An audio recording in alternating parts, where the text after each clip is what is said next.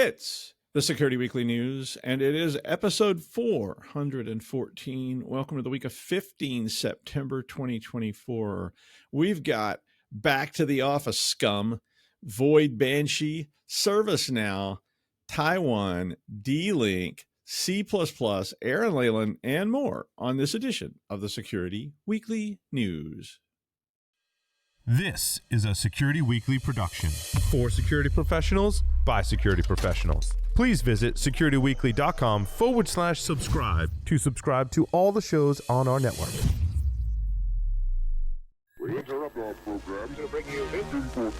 It's the show that keeps you up to date on the latest security news twice a week. Your trusted source for accurate security information and expert analysis. It's time for the Security Weekly News. In 2024, the future of identity, security, and digital transformation converges at Octane, hosted by Okta. On October 15th through 17th, join the brightest minds in tech and business in Las Vegas or online as they explore groundbreaking innovations and unveil the latest Okta solutions to keep your organization secure, connected, and ahead of the curve. Whether you're a developer, an IT or security leader, or a visionary, Octane is your gateway to transforming tomorrow today. Security Weekly listeners only need to pay $100 for your full conference pass for Octane by using the discount code OKTNSC24 at securityweekly.com/Octane2024. And you can stream the event live on okta.com/Octane. ThreatLocker implements a least privileged approach to cybersecurity, blocking every executable unless specifically authorized by your team. This methodology mitigates ransomware, supply chain attacks, zero-day exploits, and ensures 24/7, 365 and a quarter protection for your organization. To learn more about how ThreatLocker can help prevent known and unknown threats in your digital environment, safeguard your data and operations from threat actors, and align your organization with respected compliance frameworks, visit securityweekly.com/ThreatLocker. All right, from exile on the island of Elba, we're back and it is the Security Weekly News. I'm Doug White and welcome to the show. Don't forget to hit like, subscribe, and leave a comment because without you, I have nothing. I mean, it's just me and my cats and well, there's Lou's ghost, which comes around sometime. And there's that crazy guy that lives in the forest, but he doesn't count and he's always naked and it's just so weird. Or maybe that's me. I'm not sure. Regardless, you know what to do. Void Banshee, another cool name. Void Banshee used an exploit that involved MS-HTML spoofing. Now, there's a sentence you don't hear every day. The vulnerability was first discovered in September 2024 Patch Tuesday event by Microsoft and was not marked as having been exploited. But Trend Micro Zero Day said that the flaw was being used to install info stealers in North America, Europe, and Southeast Asia.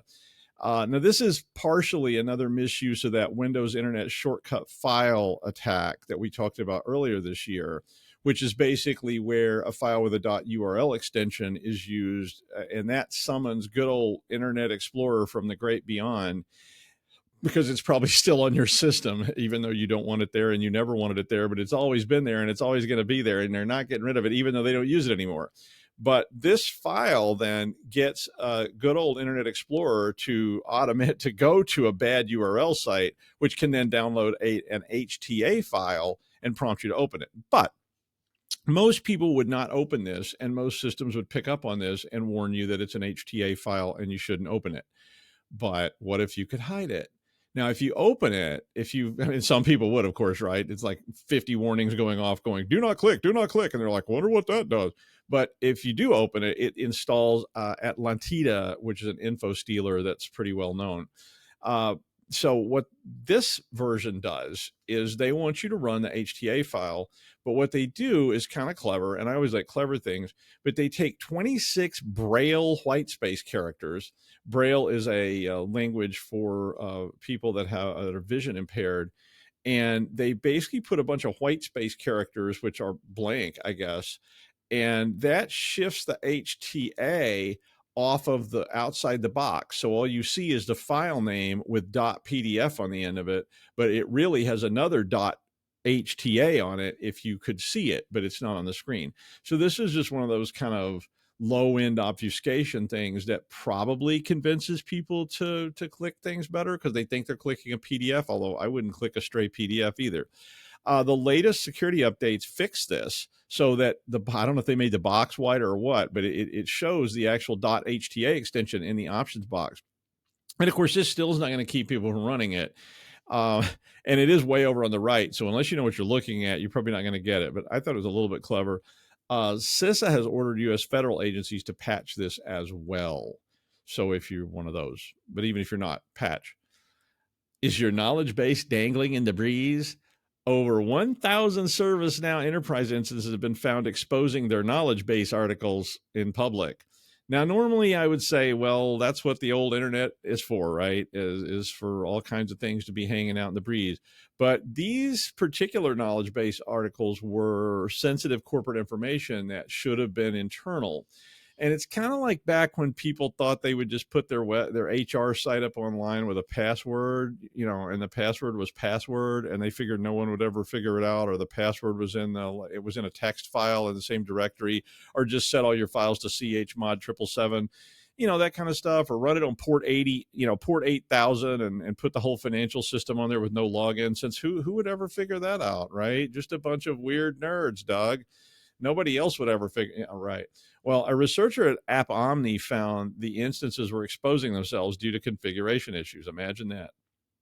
Misconfigured cloud-based Bit buckets? No way. That never happens. But ServiceNow, if you aren't familiar with it, is a cloud-based platform that's used to manage digital workflows. The knowledge base feature allows you to, create a knowledge base. You store articles there. You can put whatever you want there. So, for instance, a setup guide that you're telling all your IT people how to set up new machines in rooms around the world. And, it's like, always use the default password. Use the admin account Frodo with the password Smog Rules. You might not want that to be publicly available, even if it is just for temporary business. But in this particular case, by brute forcing the article numbers that are stored in this database, they are able to guess other article numbers in that same series, and then they can exfiltrate everything that they want out of this the knowledge base repository. App Omni said that you should set the appropriate user criteria for this, which would, of course, be to not allow people to access it if you don't want them to. I mean, maybe there's cases where you want this public, but, probably not. But regardless of whether you use this or not, what are you exposing right now? Have you scanned recently to see if that new guy in marketing put up a world writable bit bucket that everyone's been using to share the TPS reports with each other and just didn't happen to realize that, the People's Republic of China was accessing it too? Could be. You probably want to look. In our policy doesn't allow this. That's always my favorite C-suite response. Our policy doesn't allow this. I'm like, yeah, because employees never break rules. No way. So a conference which connects defense contractors in the United States and Taiwan is being attacked. Cybel reported that the event was a target of a fileless malware infection that would likely collect intel on behalf of the People's Republic of China. Who else? And if you aren't up on all this, Taiwan is an island that has been populated by humans for about 10,000 years. It's really, really old. But after World War II, this guy named Chiang Kai-shek and his group, which was called the Kuomintang, took over Taiwan. They fled there from mainland China. They were getting chased off by Sun Yat-sen, and they went over to Taiwan and they took over and turned it into a kind of military dictatorship for quite a while. They also took over Kunming, Wuqiu, and Matsu. And in the 80s, then it became a democracy. And of course, today, Taiwan is a huge tech center that is a big friend of the West. And Taiwan considers themselves to be an independent state and an economic powerhouse. Mainland China, the People's Republic, they consider them, part of mainland China. And this is better not to bring up if you're in mainland China. It's probably also better not to bring up if you're in Taiwan or anywhere else. But basically, this creates a pretty scary scenario, considering that the Taiwan Strait's about 160 kilometers wide at some point. The United States backs Taiwan, of course, and has major treaties and interests there. But China would like to maybe just drop by and visit the kids sometimes, maybe all the time. But the attack that went on at this conference was a living off the land attack, which basically means that it runs in memory and it starts with an LNK file, which looks like a PDF. Yeah, here we are with this again.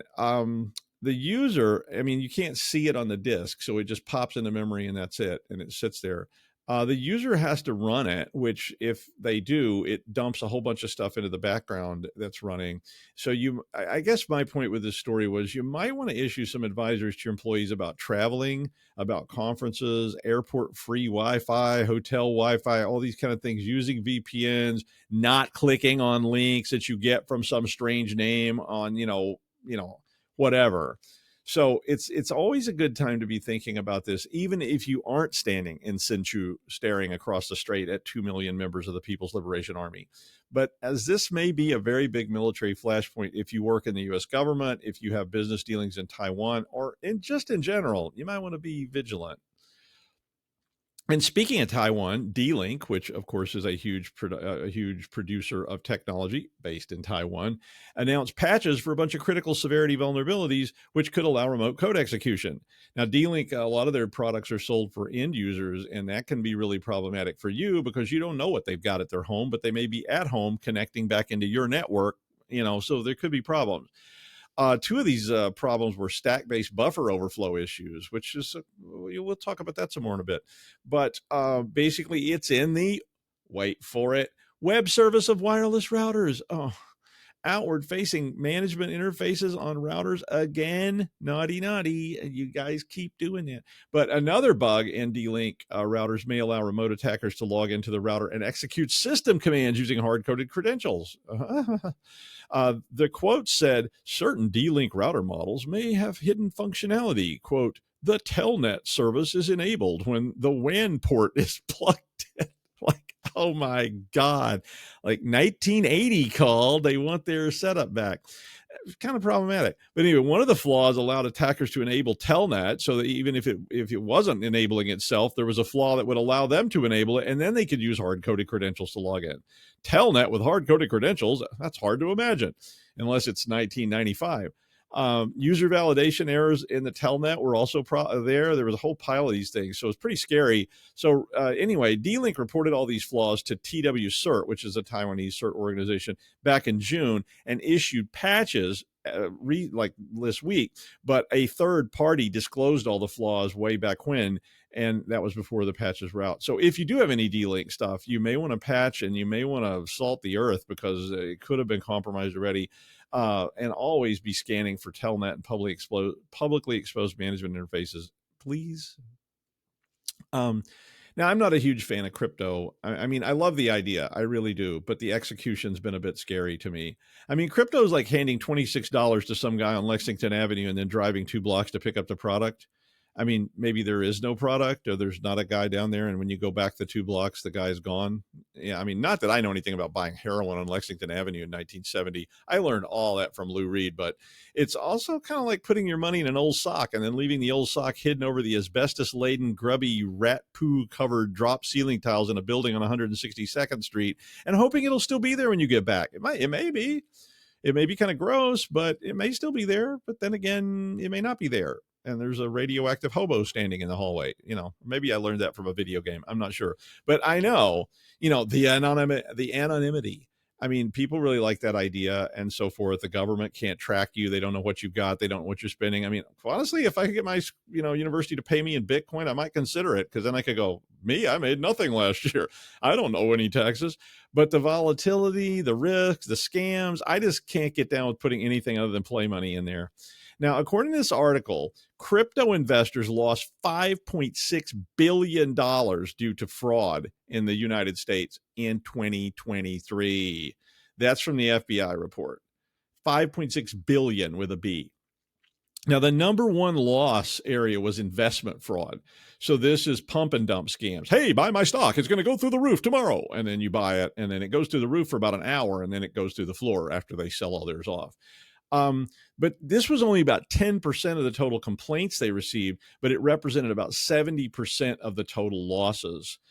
People over 60 were the biggest group of losers with 1.25 billion in losses in this category. So you may just want to talk to your older employees and your family and parents or whatever that's relative to about this kind of stuff. Most of the complaints, however, were from the 30 to 50-year-old group. So before you start saying, quieten down, Grandpa, it was all you.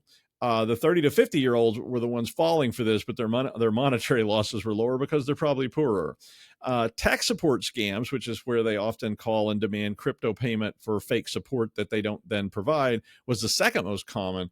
And identity theft was behind that in third. Extortion was the fourth largest of the complaints. And I'm presuming that's the kind of extortion where they call you and say, hey, we were watching on you on your webcam yesterday. We know what you were up to, and you owe us a bunch of money. I got one of those once, and I was like, really? That must have been the most boring extortion video on the face of the earth, because what you're looking at right now, that's pretty much what they would have seen. But other people obviously do other things at their desks. But basically, it's never too soon to learn to protect your crypto, especially if you're using it, and advise your employees and families about how this works, and make policy about whether or not your business is going to get involved in it, because it is just rampant with scams. Get-rich scams have been working on people since a couple of drunk Sumerian soldiers staggered onto a pier in 3000 BC, and they still work today. But now you don't have to be on a pier. You can just be sitting here at your desk. So be careful out there and advise your people about some of this stuff. Now, if you know me, you know I love C and C++. You know that. I mean, I really do. I've loved it for a long, long time. I was originally a Fortran developer, and I love Fortran. I mean, so much, but Fortran left and said, it was just incompatibility and old age. And I took up with C, and we ran away and got married in Vegas. But I know something Rust, something Ruby, something Python. I don't have any problem with any of those languages, really. I don't. I love Python. I love Ruby. I love Rust. I mean, they're all good. Hey, I'm a programming polygamist at this point, but I really always like C++. But of late, C++ has been getting called the scum of the earth and so forth, starting in around 2019, because it can do anything. No one ever blames the lazy, slack-jawed coders for not coding it properly. It's always the language getting the blame. C++, wow, that's got memory problems. I'm like, no, you as a programmer have memory problems, not the language. I mean, no way it was that guy Chip, whose uncle is a senior VP of executives or something, who wrote lousy memory problems into your C code. And, C just does what you tell it to do. And if you tell it to do stupid things and you leave stupid holes in it, well, guess what? It's kind of like saying an F1 car shouldn't be able to go very fast because, what if somebody did? I'm like, that's stupid. I mean, but regardless, basically what was determined was that programmers are going to suck. So the Safe C++ extensions proposal is being released to try and provide guidance on memory safety, because everybody knows that not everyone is going to immediately jump on board this bandwagon to rewrite billions probably of lines of C code into Rust. I mean, sounds like a good idea, right? But wait till you go tell your dev staff that, and they all go, well, we don't know Rust, so we'll all quit. Good luck with that. Try to hire Rust developers too. It's fun. But this issue was really first pushed by Alex Gaynor back in 2019. And Alex said that most of the major vulnerabilities come from memory safety, buffer overflows, use after free, that kind of stuff. And I mean, I don't disagree with that statement. They're right. I mean, with C, you can do anything, including write really rotten code. So with powerful toys come powerful risks. Now, in September of 2022, Mark Russinovich, who I got to interview one time, was kind of who's the CTO of Microsoft, called for deprecating C and C++ and adopting Rust. Rust is great. It has a lot more protections around it. I'm not going to argue with Mark Russinovich, but I mean, you can build these protections into your C code too. You just won't. And I think that's what Russinovich's point was. Even Consumer Reports had an article about memory safety in 2023. I never saw this, but I was like, it's like right after our favorite kitchen trash bags. It's a story called "We Evaluate Buffer Overflows" and ISO C++. I didn't know that. I'm going to look that magazine up. But Bjarne Stroustrup said 2 years ago, we can fix it. And of course, Bjarne can fix it. But you can do anything with C. Of course you can fix it. But the issue is, will we? Which is, I think, what Mark's point was. I mean, it's why they don't let you drive drag cars on the highway. My brother used to build drag cars, and they were illegal to drive on the highway. The cars work, but they're dangerous. So the Safe C++ project puts some rails around C++ so that you can't do some of the things that you should be able to do, because bad coders going to bad code. So it's worth a read if you have a dev staff. Now, I hate to be a cynic, but Instagram just updated their approach to youth safety. I mean, I'm going to sound terrible for talking about this, but I mean, I always love these things. Child locks, net nanny, etc. It does teach kids to be hackers, though. I mean, I had to set some school principals down and say, look, Sid, I know you think the kids wouldn't do this, but the kids figured this out because you still have a flip phone from 1981, and the kids are figuring out how this works. And they read the TCP/IP spec, and they worked out a solution so they could see porn or download, term papers. I mean, they did. I mean, I know you think they'd never do that, but that 13-year-old mathlete would never, never, never want to look at porn online, but they did.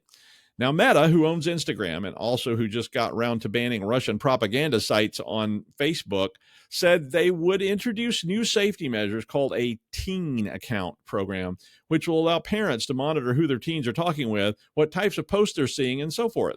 States are passing laws like crazy because they don't actually have solutions to real problems. So they're passing all kinds of laws. Instead of passing actual privacy laws, they're passing all sorts of laws to protect the children, written by a bunch of aging old guys who still use flip phones because, the talk tick and the goggle or whatever are problematic.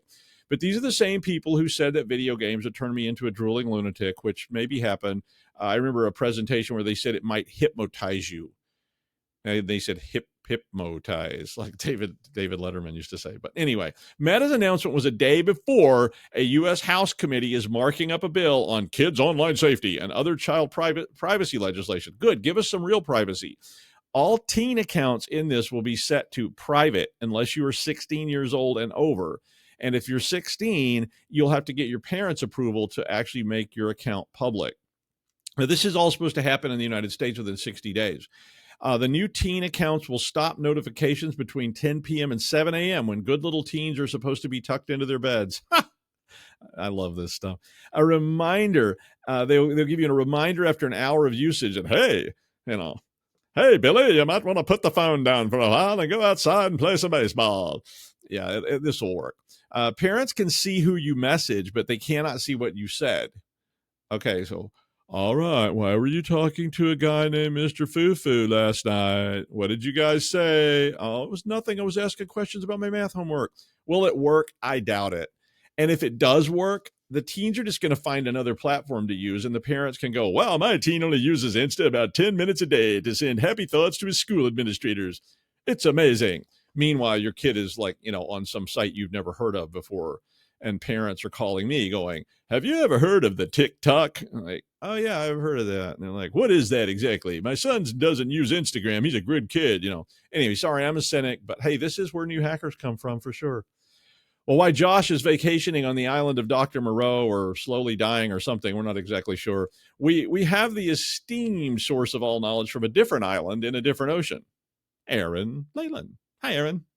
Hey, Dr. Doug, what a treat it is to be here on a Tuesday while I'm still in the office. Yeah, you seem to be in like a cloud sort of environment. It's very angelic looking. You have a white shirt, a white background. All you need is like a glowing halo, and I'd be like, it's Saint Aaron of Leyland. What would I be the patron saint of? Oh dear. Have a think on it. Answers Tinder. Oh my God, you'll get me shot. Okay. Sorry. Right. I was just making that up. No, it's okay. Well, the truth is a horrible mistress. Okay, Microsoft's Copilot Wave 2 is here. Wave 2, I didn't even know there was a Wave 1. But anyway, this is everything you need to know. The article is from ZDNet, link in the show notes as always. So, I don't know about you, but I have been something deep in Copilot and ChatGPT since I got my paws on them. And to be honest, I find them a game changer. They definitely do not do my work for me, boss, if you're listening, and are not allowing me to sit in the smoking chair with my smoking jacket on, smoking fine cigars and swilling brandy provided by Dr. Doug. But they do accelerate my work and enhance my productivity. Actually true.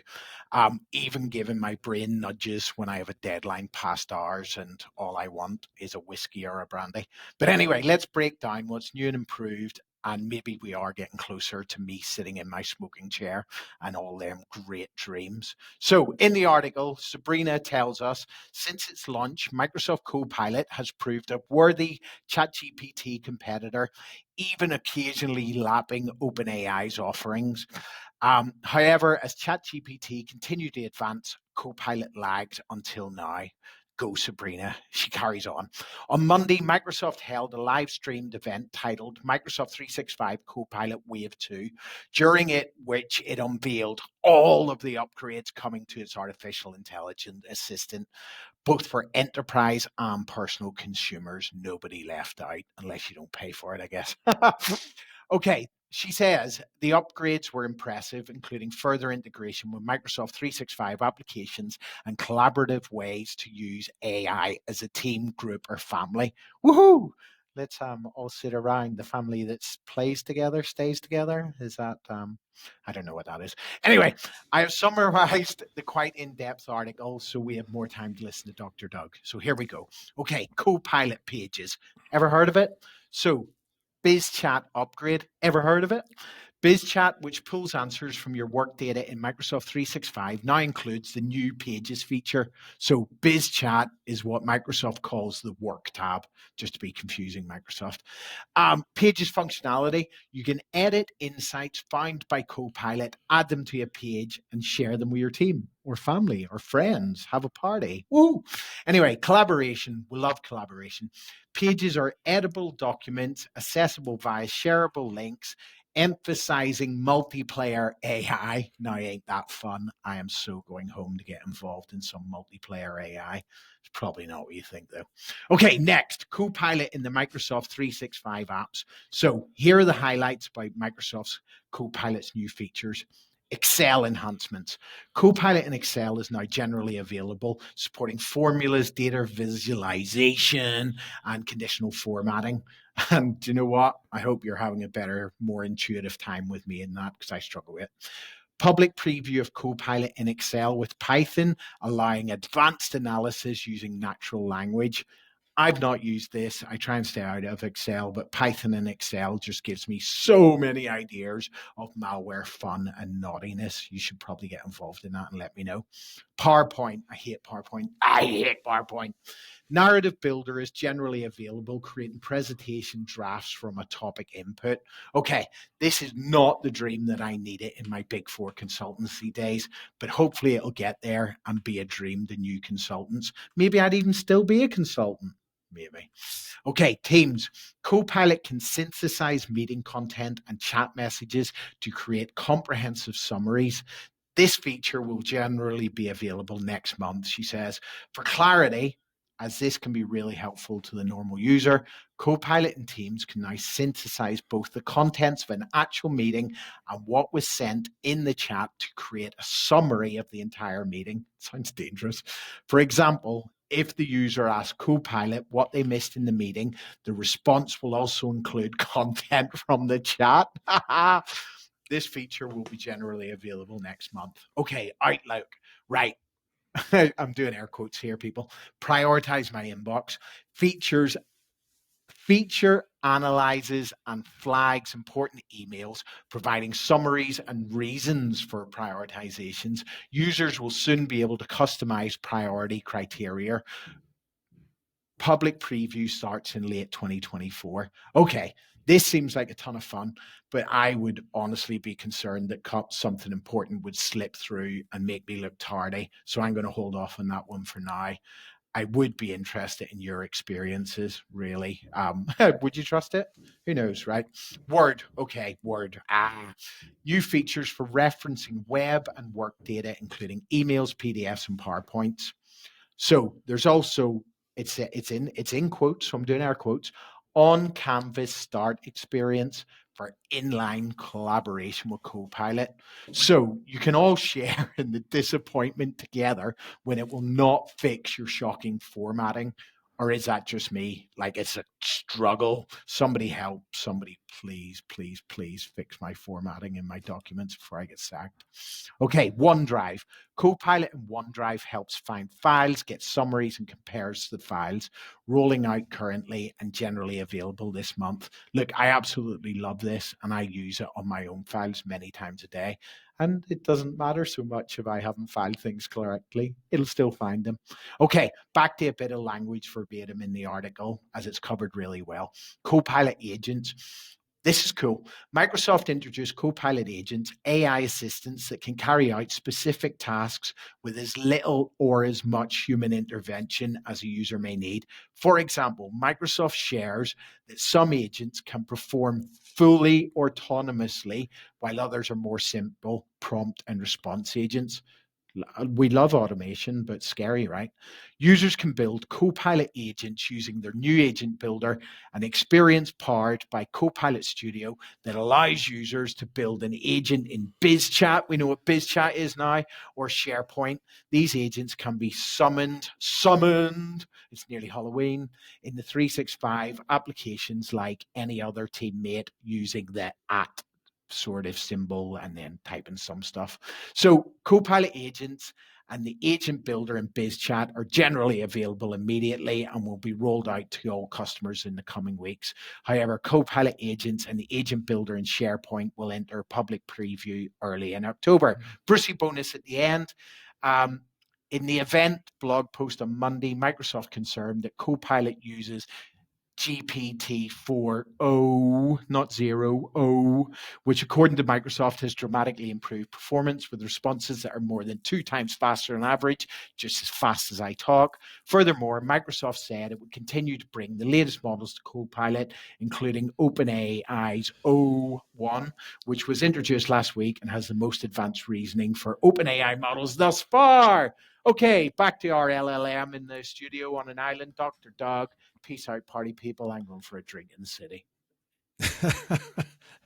Thanks, Aaron. It literally is after 5 somewhere where you are. So yeah, it's 5 o'clock here. It is, yeah. So you're perfectly set up for an after show party, whereas we have the afternoon show party. All right. No, I love the AI stuff. I think it's a game changer. I think it's not totally fleshed out and understood at this point, but I do think that we're all going to be using it pretty soon for lots and lots of stuff. And we're getting closer to being able to just go, hey, Majel, can you beam me up? So thanks, Aaron. And finally, the party may be just about over.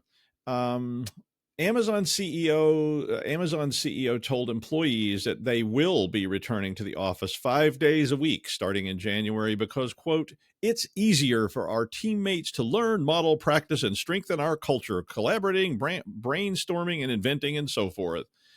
Yeah, I'm sorry. They also said they were ending hot desking and going back to assigned floor plans in the U.S. And now I don't know if I've been around in corporate America a long time, and you see there's sort of a cycle, the cycle of unending. We go to the rigorous, 19th century Germany model of assigning space, and then we get into the open space, and then we go to hot desks, and then we go to everything, and then we eventually we go back around. But they are still going to use hot desks in Europe, where I guess people are more comfortable with that. I don't know, but I mean, I really like working remotely, and I get about 10 times more work done on any given day when I'm here than when I'm jammed onto some ratty desk after driving 2.5 hours. And I'm in a ratty desk in the basement by the service elevator, and Mark, that guy that doesn't seem to actually have a job but works here nevertheless, sits on the edge of my wobbly desk. It has some old prawn and mayo sandwich in the drawer, but it's hard to tell because there's a lot of fur in the drawer as well, and asks me, how the old weekend was. And did you hear the one about the 2 aardvarks that walked into an ant bar?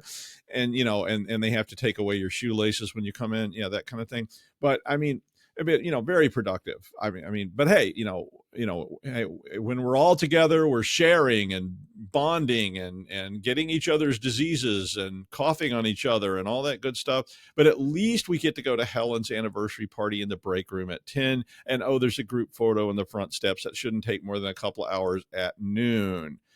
And be sure and get all your work done because whatever.